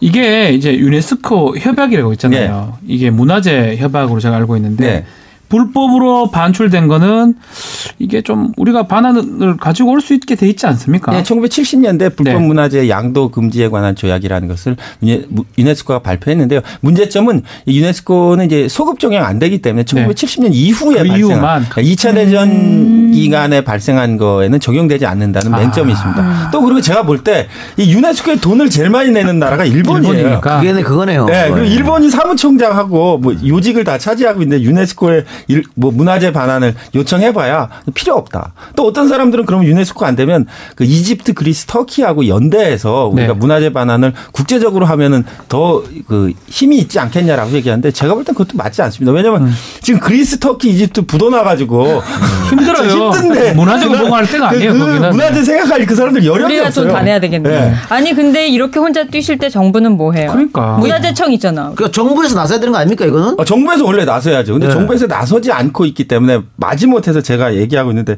제가 뭐 그 박근혜 정권기에 뭐 잘못 보였나? 블랙리스트에 있으셨던 거 아니에요? 2014년도에 갑자기 저를 전액 예산 삭감해가지고 블랙리스트네. 그 모금해가지고 제가 지금 하고 있습니다. 그래서 2013년도에 안 받아온 거야. 블랙리스트에 계신 대표님이. 그럴 수도 있겠다. 그렇죠. 뭐 해문이 그런 걸 해? 받지 마. 미국에 있으라 그래. 되게 재밌는 얘기 하나. 리스트 찾아봐. 뭐 리스트 블랙리스트입니다. 블랙리스트의 초프리미엄급이 김영한 민정수석의 비망록입니다. 네네. 김영한 민정수석 비망록을 이제 이번에 공개됐잖아요. 이름 있어요? 네, 거기에 됐더니 제가 그 청와대에 일제 잔재가 있다는 문제를 제기해가 청와대랑 소송한 적이 있거든요. 진짜 블랙리스트 맞네요. 근데 블랙리스트 그 프리미엄 블랙리스트에 저를 올린 거예요. 근데 거기다 뭐라고 썼냐면은 청와대 석등 문제를 문제 제기함 이렇게 쭉 해문 스님 뭐 이렇게 쭉 쓰다 맨 마지막에 민정수석께서 거기다 해민 스님이라고 잘못 쓴 거야. 그 해민 스님 먼저가 있다고. 미국에서 오신. 미국에서 있는데 저랑 이름 비슷한 스님 있습니다. 그 사랑도 뭐 일처럼 열심히 하세요. 뭐 이렇게 아주 착한 스님 있는데 이 스님 거기 저 때문에 잘못 블랙리스트 프리미엄급에 등재되신 거예요. 그 다음부터 이 스님이 텔레비에 안 나오더라고요. 본인도 알고 계세요? 제가 아직 미안하다는 얘기도 못했는데 그래서 인사동에서 조용히 뭐 이렇게 작은 뭐 포교소 운영하신다 그러는데 제가 이 기회를 빌어서 진심으로 해민 스님에게 사과의 말씀드립니다. 아니 그러면 방금 말씀하신 건 청와대 석등 문제라 했는데 청와대 석등에 뭔 문제가 있어요? 청와대 석등 문제 있어요. 청와대가 원래 조선총독 관저로 쓰였던 곳이기 때문에 일본식 조경에 가장 많이 오염되어 있습니다. 청와대 대문이요. 춘추관은 전통식으로 만들어져 있는데 본관하고 영빈관 대목은 총독부 관저 때 모습을 그대로 가지고 있기 때문에 돌기둥 위에 석등이 원래 이시도로가 올려져 있는 전형적인 일본 신사 건축의 한 양식입니다. 그래서 일본이 쓰던 관저입니까? 청와대가? 총독 관저였죠. 네. 그래서 그 일본 조경이 많아요. 그래서 그 청와대 석등 철거하라고 제가 여러 번 그러면 이거는 제대로 된 지적이고. 아니, 당연히 해야 되겠네. 청와대에서 그랬어? 철거하는 게 맞는데 그거를. 그것도 그래서 제가 그 소송하는데 청와대 경호실에서 저한테 전화가 왔어요. 그래서 아니 왜 경호실에서 저한테 전화 왔냐니까 전 새로운 사실을 알았는데요. 청와대 대문이 경호실 소관이라는 거예요. 그래서 경호실장 뭐 이렇게 청와대 경호실 하니까 차지철이 생각나가지고 무섭게 왜 전화했냐 그랬더니 그 자기들도 생각할 때 이거 너무 잘못된 것 같아. 그래서 이 소송은 뭐 소송대로 하시고 취하해 주었으면 더 좋겠고 자기들이 좀 문제 좀 인식하고 있기 때문에 박근혜 대통령 임기 말에 우리가 좀 이거 정리하고 나가겠다. 고세 그러겠죠. 예. 근데 저도 그렇게 할 줄 알았는데 임기 말에 영 이상하게 되는 바람에 안 듣고 갔어요. 그러면 최근에 그 통일신라시대 석불좌상을 원래 위치인 그 경북 경주로 돌려놔라. 이건 또 다른 거죠. 그것도 다른 문제. 그것도 굉장히 웃긴 얘기입니다. 청와대 안에 있다면서요? 청와대 안에 있는데요. 데라우찌 총독께서 그 1912년에 데라우찌가 경주에 순시를 간 거예요. 근데 가서 그 오히라라는 어떤 일본 상인 집에 있는 통일신라부를 보고 야, 이 부처님 정말 너무 잘생겼다고 걸작이라고 이렇게 데라우찌가 두세 번 칭찬했대요. 그러다 이제 데라우찌는 경주 간 김에 배 타고 시모노세키 들렸다가 이제 총독 관저로 돌아왔더니 경주에서 본 그 불상이 와 있더라고요. 이거 어떻게 된 거냐 그랬더니 각하께서 좋아하시는 것 같아서 제가 신경 좀 썼습니다. 이렇게 된 거예요. 그게 지금까지 청와대에 있습니다. 아따 의없네. 그래서 저는 문재인 대통령 출범과 동시에 이 첫 번째 막는 광복절을 맞아서 돌려놔야 돼. 청와대 불상 이것은 이제 국민의 품으로 돌려줘라. 당연히 돌려놔야 그 불상 본 사람도 없습니다. 진정으로 제출을 하셨으니까 이제 답이 있겠죠. 청와대에서 이 문제 심각하게 좀 생각하셔가지고 이 하루빨리 원래 제자리였던 경주로 이게 역사의식이거든요. 역사의식이 없는 정부는 안 돼요. 우리 청와대에서 이거 어디 가야 되는 게 지금 나왔잖아요. 답이 딱 나와 있잖아요. 돌려놔야 됩니다. 근데 아까도 얘기했지만 문화재청은 뭐 하냐고. 이런 거 파악도 안 해. 뭐 하노? 가만히 있다가 이제 성공하면 내가 했다라고 외쳐야죠. 다 똑같네요. 어쨌든. 그래요. 그러면은 앞으로도 그러면 스님이 계속 이 활동을 계속 하시겠죠? 예, 이제 저는 사실 제가 이 세상에 해야 될 50가지를 제가 바꿔야겠다. 그래서 2015년, 14년에서 15년 사이 그 50가지를 제가 완전히 완수했습니다. 예, 그러고 나서 이제 제가 이제 승복을 벗고 그래서 자유롭게 살겠다고 선언한 이유 중에 하나가 그 세상에 제가 하고 싶었던 50가지를 완성했고 그 나머지 50가지 시즌2는 제가 할 게 아니라 제가 키우고 있는 학생들이라든지 또 저와 같이 하는 저보다 연배가 어린 사람들을 지원해서 세상에 나머지 잘못된 50가지를 해결해야겠다. 그래서 100가지를 채우고 세상을 바꾸는 것이 제가 가지고 있는 기본적인 생각입니다. 그럼 아직 돌려받지 못한 문화 중에서 가장 스님이 원하는 것?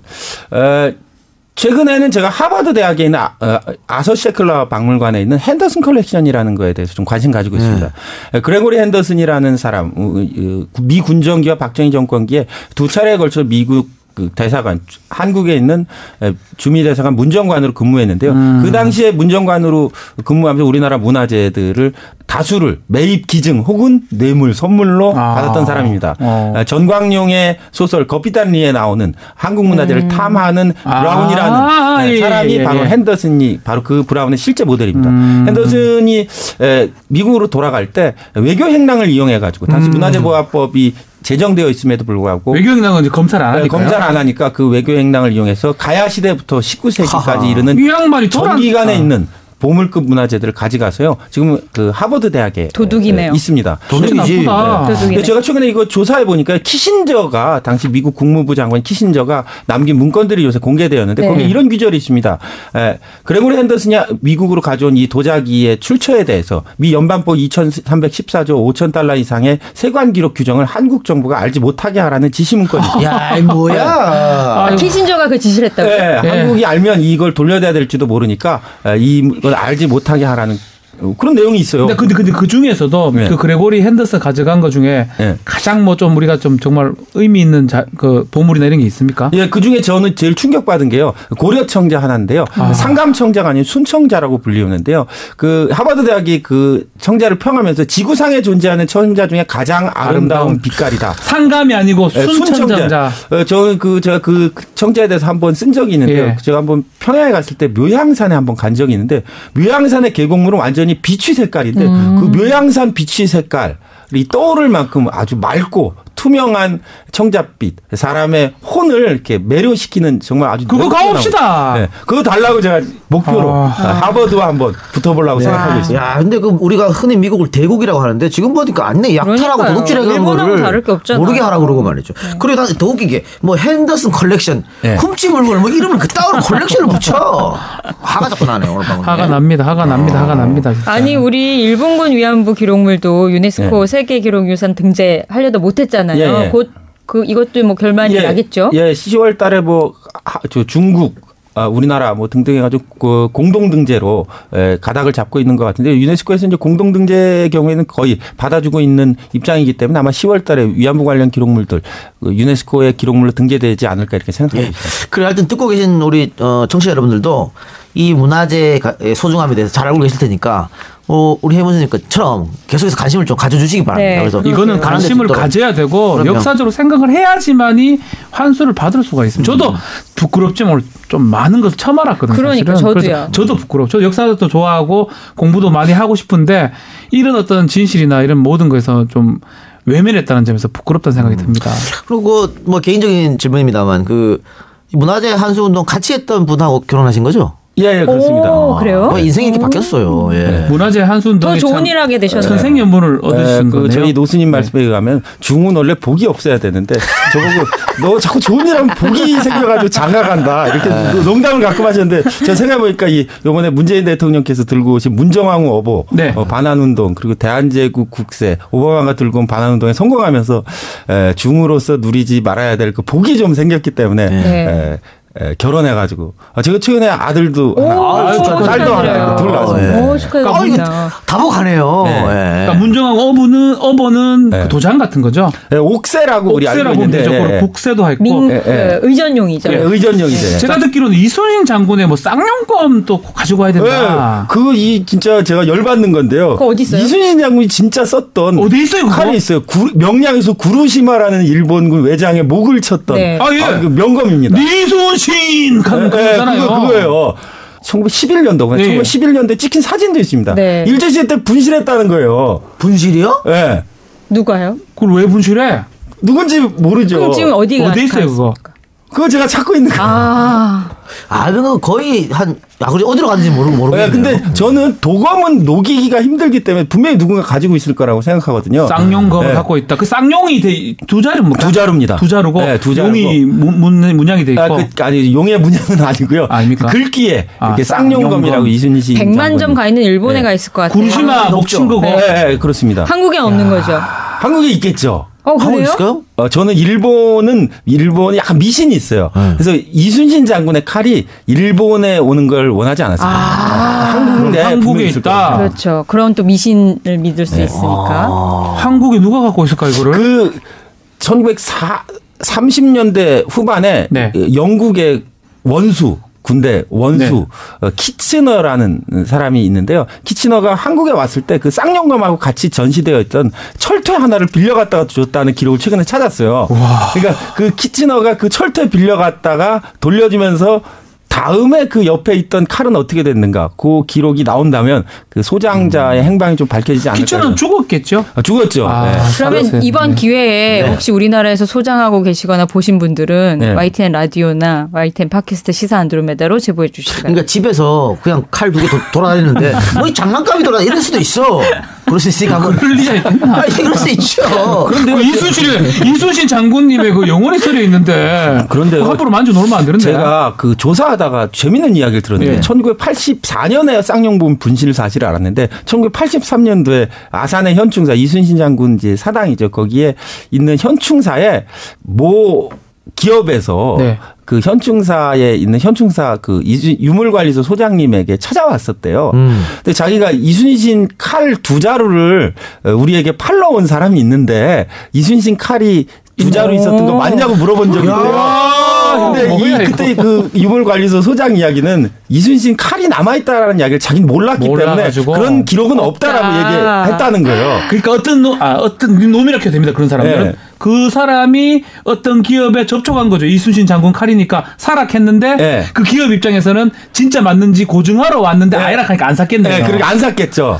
그거는요. 제가 알고 있는 사람 중에 나쁜 사람이 잘 없어요. 다 착한 사람들 있는데 몇몇 안 된 나쁜 사람 중에 한 명이 무덤 이렇게 도굴하는 도굴꾼들이 물건을 갖고 오면은 그 사는 장물아비가 한 명 있습니다. 근데 그 장물아비가 자기가 도굴꾼들한테 물건을 사서 어디 접촉하냐면 재벌 사모님 접촉해요. 왜냐하면 미술관들 많이 운영하고 있으니까. 네. 그러더라고. 그래서 여기까지 하겠습니다. 더 이상 안 될 것 같습니다. 여기까지 하겠습니다. 그리고 어때 그룹에 있다는 거네 이거 쌍용금. 근데 그때 아니라고 했기 때문에 안 샀으면 네, 안 샀을. 딴 데 가서 또 접촉했겠죠. 네. 그래서 저는 그 이야기를 굉장히 신뢰성 있는 진술을 받아들이고 어딘가에 사라지지 않고 남아있을 거라고. 우리가 있다. 83년도에. 굉장히 말도 안 되는 질문인 것 같습니다. 수준 낮은 질문 같습니다만 그게 찾으면 국보급이잖아요. 예. 이거 국보지. 얼마 정도? 이순신 쌍용금 값이 없습니다. 그 걸륭제. 예. 걸륭제? 예, 중국 청나라의 걸륭제 칼. 그 이순신 장군 칼보다 저는 걸륭제 칼이 수준 낮다고 생각해요. 걸륭제는 누구 배지도 못한 칼인데. 이순신 장군 칼이 나라를 구한 칼인데. 그렇죠. 걸륭제 칼이 나왔을 때 100억 정도 했다고 해요. 그럼 저는 이순신 장군의 쌍용금 한 1조 정도 해야 돼요. 1조도 더 될 수도 있죠. 그 칼로 구루시마라는 일본 외장의 리숑싱 쳐가지고 명량에서 그 승리의 그 환호를 올린 칼인데 목을 굴러버려 시켰는데 이순신 칼과 관련돼서 빼놓을 수 없는 이야기 하나 있습니다. 네. 제가 사실 칼에 좀 관심이 있습니다. 그래서 제가 칼 도검을 오랫동안 연구했는데 어느 날 그 현충사에 가면 이순신 장군이 그 역시 쓰셨던 실전에서 쓰신 건 아니고 이제 예도로서 그 쓰셨던 이순신 장군 충무공 장검이라고 남아있습니다. 긴 칼. 1m 97cm짜리 그 칼을 이제 보러 갔다가 문득 이런 생각이 들었어요. 그 칼에 빨간색 색칠이 돼 있는데 저거 왜 이렇게 빨갛지? 그래서 제가 현충사에 물어보니까 저거 뭐냐 이렇게 조사해 보니까 페인트라는 거예요. 충무공 칼에다 페인트를 칠해놓은 거예요. 그래서 제가 참 뭐라고 얘기할지 모르겠더라고요. 이 충무공 장군의 좀 뭐 비하하는 거지 무슨 뺑기치를 거기다가. 그래서 제가 그 얘기해가지고 그 충무공 장군에 있는 페인트칠 지웠거든요. 지금. 충무공 장군 남아있는 칼에 페인트칠하고 살고 있는 게 지금 우리 현재 문화재청의 의식인데 그 충무공 사라진 칼 나오기에는 아직까지 인연이 좀 닿지 않는 거 아닌가 대탄스럽게 생각합니다. 형 선생님 복이 많은 사람이니까. 네. 그 복으로 좀 찾으시기 바랍니다. 네. 그래요. 알겠습니다. 자, 어쨌든 앞으로도 우리 문화재 찾는데 열심히 좀 많이 노력해 주시기 바라고요. 오늘 귀한 시간 내주셔서 너무나 감사드립니다. 네, 너무 좋은 얘기 많이 들었어요. 그리고 저희가 항상 이 초대 손님 오면 엔딩곡을 부탁을 합니다. 뭘 틀어드릴까요? 이렇게. 혹시 준비한 거 있습니까? 제가 뭐 준비한 건 없는데 제가 좋아하는 곡 하나 있는데. 말씀하세요. 비틀즈 노래 중에 I Will이라고 있습니다. I Will? 나는 비틀즈? I will. 난 하겠다. 난 하겠다. I will? 의지를 나타내신. 비틀즈의 I Will. 자, 그러면은 저희는 비틀즈의 I Will, 해문스님이 요청하신 비틀즈의 I Will을 들으면서 오늘 방송 마치도록 하겠습니다. 여러분들 신기할 겁니다. 팟캐스트에 먼저 나가고 라디오 본방은 제 방이 나간다는. 꼭 본방을 확인하세요. 8월 15일 날 본방이 나가니까 확인하시고. 자, 그러면은 오늘 방송 여기서 마치고요. 저희는 토요일, 일요일 밤 11시 20분에 다시 한번 여러분들을 찾아오기로 하겠습니다. 그때까지 편안하게 쉬시기 바랍니다. 자, 지금까지 이동영, 박지훈, 홍상이었습니다. 선생님 감사합니다. 감사합니다.